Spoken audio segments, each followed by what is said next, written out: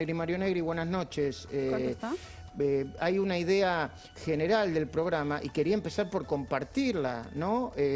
O sea, los que van a la marcha de mañana son todos anticuarentena y casi responsables de lo que pasa. Y en el medio tenemos que, digo yo, para mezclar la locura, ¿no? Tenemos que aguantar que a Cristóbal López le abran los casinos en Chubut cuando los niños no pueden ir a clase. Hay cuarentena, no hay que llamar la cuarentena. Yo ya estoy un poco confundido. No, puedo, si medio segundo, porque ustedes dieron una información de buena fe, que hubo 56 muertos por fuerzas policiales durante la cuarentena. No dijimos eso. 27. Bueno, 27. 27. Bueno, el informe de una ONG que se dedica a compatibilizar eso habla de 92 muertes en manos de integrantes de la fuerza de seguridad desde que comenzó la cuarentena. Ajá. Y ustedes saben que además hay 30 muertos por violencia institucional vinculado a algún motivo de violación de cuarentena, como el caso de Facundo, que veremos cómo termina, si es de él o no el cuerpo, o el caso de Blas Correa en Córdoba, que ha sido descomunal y que conmueve a todos los cordobeses. Perdón. Lo otro, yo creo, Luis, lo hemos dicho muchas veces, primero, creo que de buena fe, pero se equivocó fuerte cuando el presidente al principio decía que prefería perder 5 PBI y no la vida de un argentino. Entonces parecía que era un asesino el que hablaba de economía. Después se dio cuenta que la tensión entre economía y salud era muy fuerte. Y ahora, ustedes han sacado la cuenta, recién lo dijeron, son 150 días de cuarentena. ¿Y saben cuánto llevamos de gobierno? 240 días. Es decir, que hay 150 días en que lo que hay que hacerle es un monumento a los argentinos, que han puesto toda su ansiedad, su confianza, sus temores, sus miedos, viendo la televisión que pasa en el mundo global entero, con los muertos, los vivos, y todos los viernes al presidente con un puntero, indicando el récord de a dónde morían más o morían menos, y a veces pidiendo disculpas a los presidentes vecinos después por habernos equivocado. Entonces, mi primera conclusión, acá no hay anticuarentena, nos queremos cuidar y porque se cuidó la gente, y el gobierno tuvo algo que ver en advertirlo al principio, no es que la mandó, la gente fue la que quiso hacerlo, tenemos menos muertos, pero no es una carrera de más o menos muertos. Es la racionalidad que el Estado tiene que tener para combatir el virus y tener un programa de salida. A 150 días podemos afirmar categóricamente, después de las declaraciones de ayer, que si los $200, no los $200, las de Culfa, que la economía o no, el gobierno no tiene un programa de salida con un sendero de crecimiento para uno de cada 2 argentinos que va a ser pobre cuando termine la cuarentena. Tiene que reconocerlo. Cuanto antes lo reconozca, más rápido podemos estar juntos para tratar de resolverlos. ¿Y usted, Mario, apoya el derecho de la gente a expresarse mañana en la marcha? Bueno, en la marcha del 17 de agosto? Lo peor que le puede pasar a un gobierno es equivocarse con los mensajes de la sociedad. El gobierno quiere instalar que esta es una pelea motorizada por Juntos por el Cambio y los opositores como marcha del odio contra el gobierno. Entonces, yo soy de los que pienso que en mi responsabilidad, que está claramente demostrada en qué lugar estoy, no le voy a dar ese argumento en la marcha.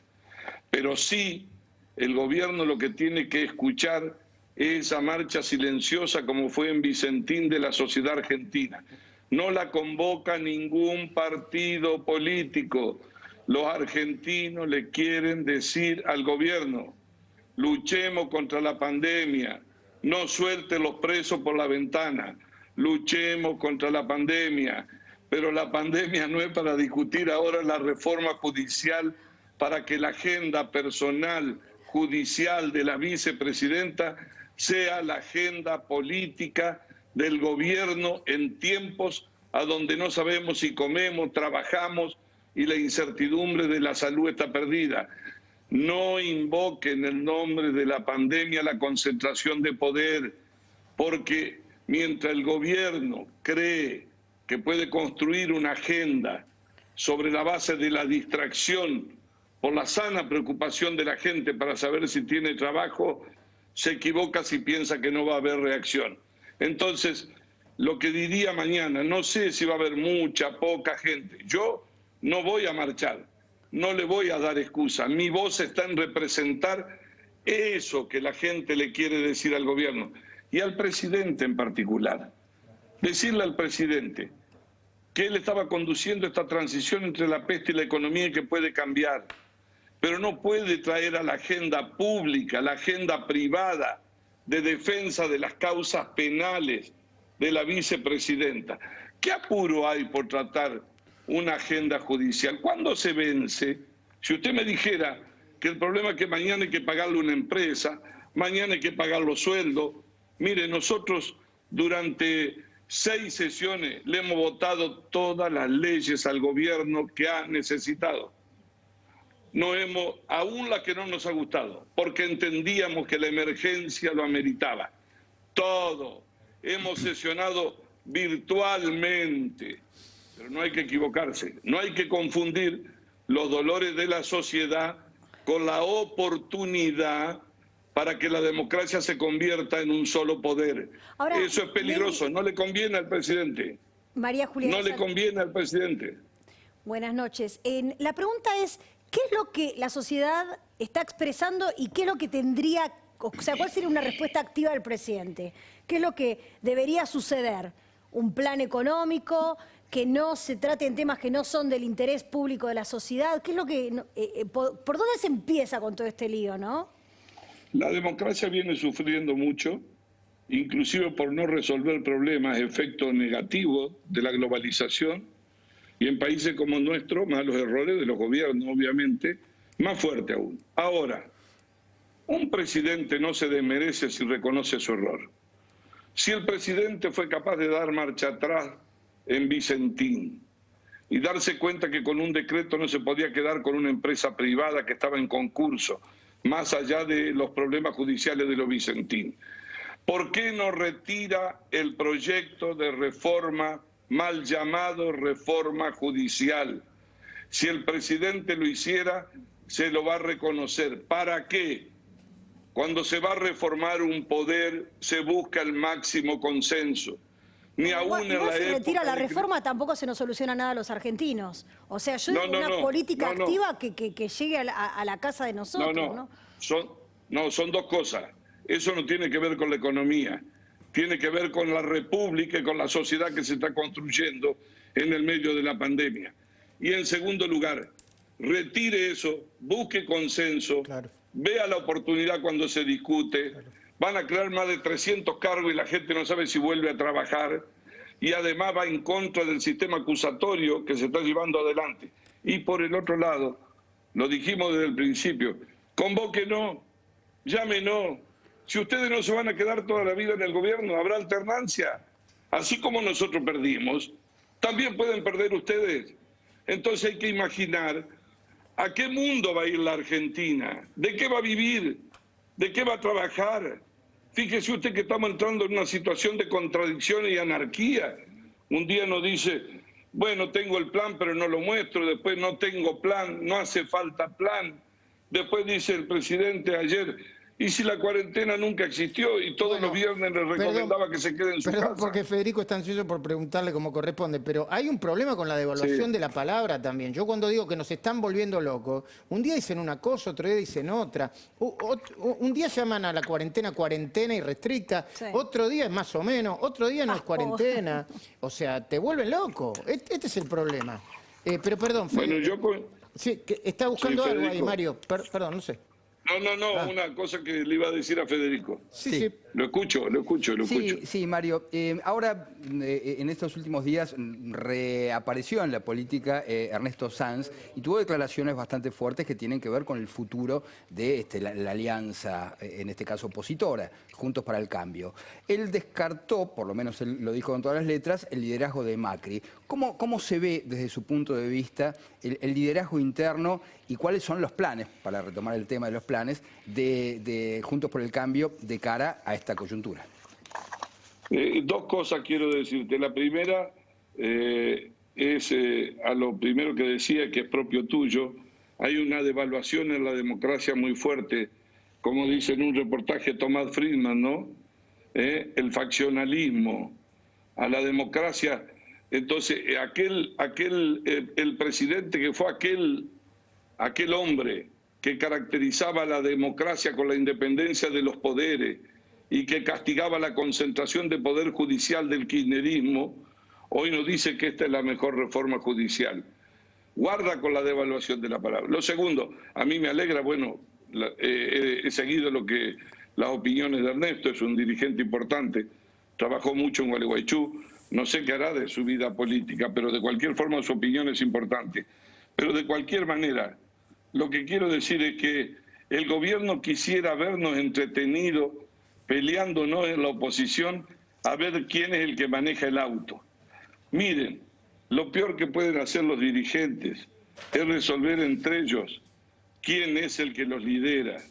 La sociedad es la que empodera socialmente.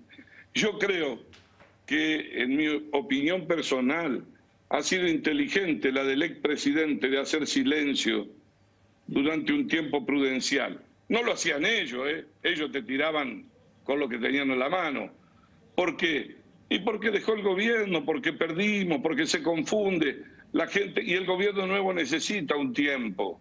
Ahora, la sociedad, la gente es la que dice quién lo va a representar, cómo se va a recobrar la confianza. Juntos por el Cambio, mire lo que estamos hablando, la gente no sabe si mañana va a trabajar. Claro. Nosotros tenemos una responsabilidad y el gobierno cree que lo nuestro es ingenuidad, que nos gambetean y que nos pueden hacer cualquier prueba. No, nosotros actuamos responsablemente. Juntos por el Cambio, ¿sabe qué es lo primero que tiene que hacer? Administrar las diferencias, no volver al 2015, no querer comparar el presente con el pasado.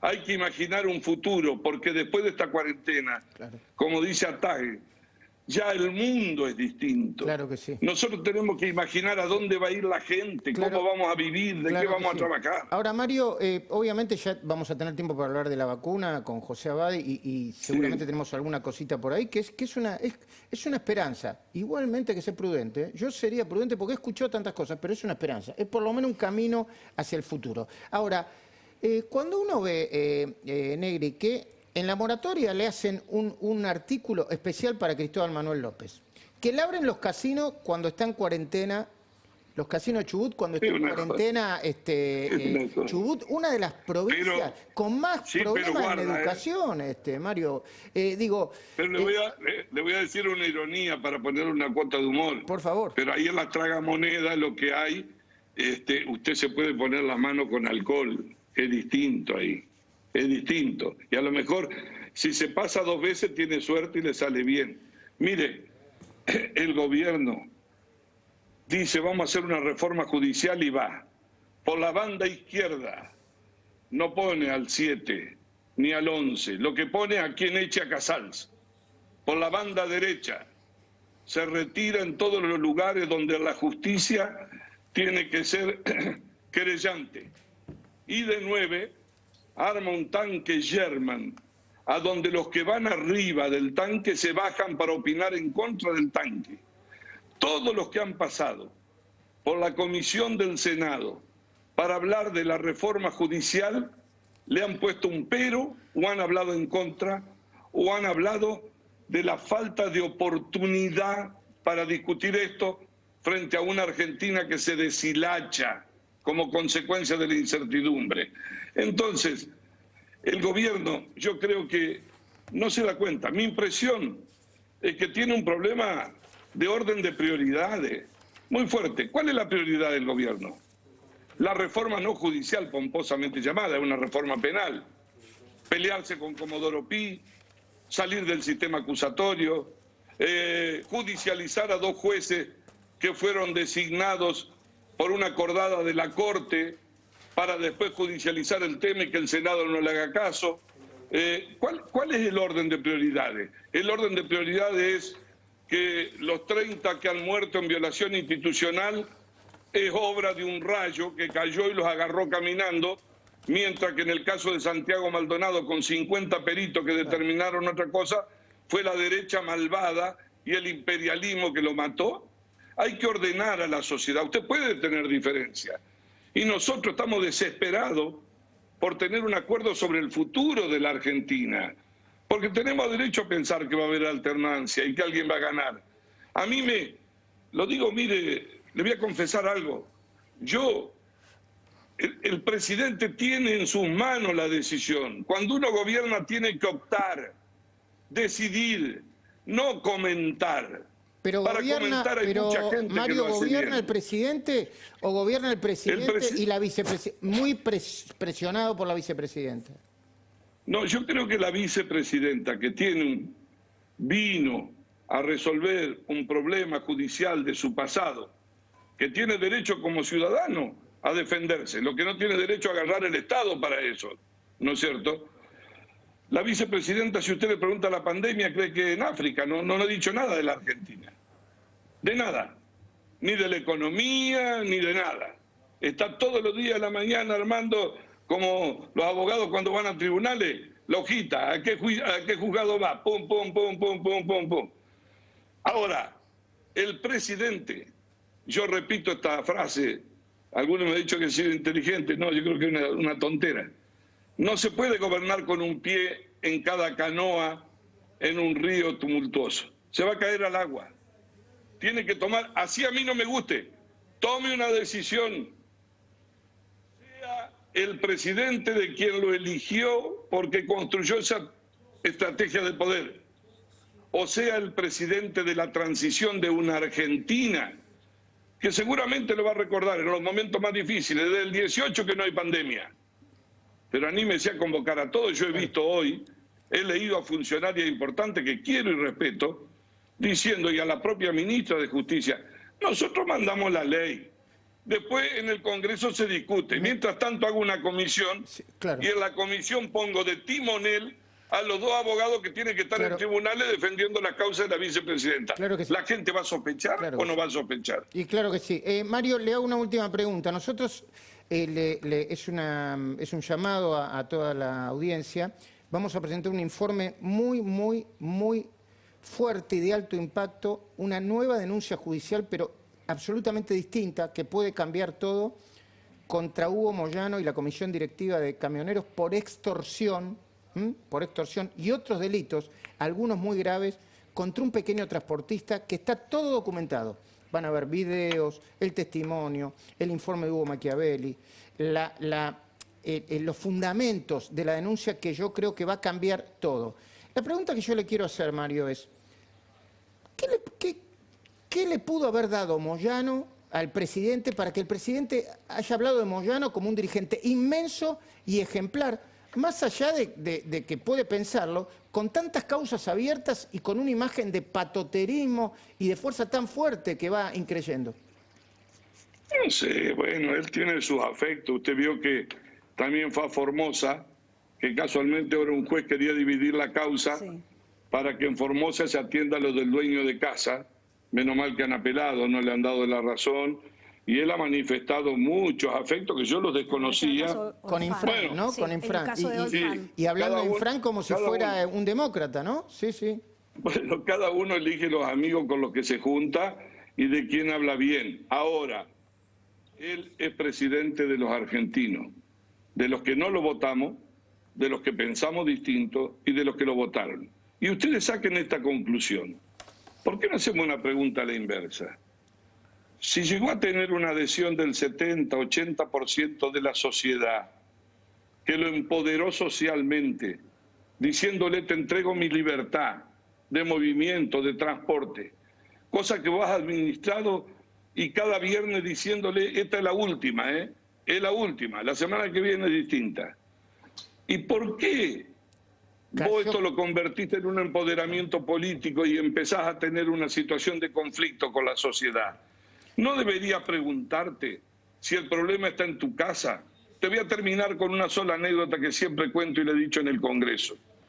Si vos tenés un problema con un vecino, puede ser el hijo de un vecino que es pícaro y te golpea la puerta. Si tenés con dos vecinos, podés pensar que son dos chicos que te molestan a la siesta. El presidente tiene un problema con el barrio, entonces el problema está en su casa. Él tiene que decidir, ordenar su casa, que es ordenar la Argentina, para los que pensamos igual y para los que pensamos distinto. Y te digo también finalmente, por favor, un mensaje desde acá. Nosotros hemos sesionado, hemos trabajado de la manera más difícil, hemos acordado con el presidente de la Cámara temas más o menos de consenso, porque son 257 diputados. Sí, sí. Estamos dispuestos a hacerlo. Nosotros no repartimos virus, nosotros no contagiamos a la gente en las bancas. Lo que sí decimos es el cambio de un poder entero que está sospechado y sin el consenso suficiente no es un tema para tratarlo a través de una pantalla. A eso sí nosotros nos oponemos. Mario, como siempre, muy agradecido, ¿eh? Muy agradecidos todos. Un gusto y tenga cuidado con los informes usted, ¿eh? Muchísimas gracias, muchísimas gracias. Bueno, yo les pido por favor que se acomoden en la silla, ¿eh? Se acomoden en la silla, porque lo que vamos a ver a partir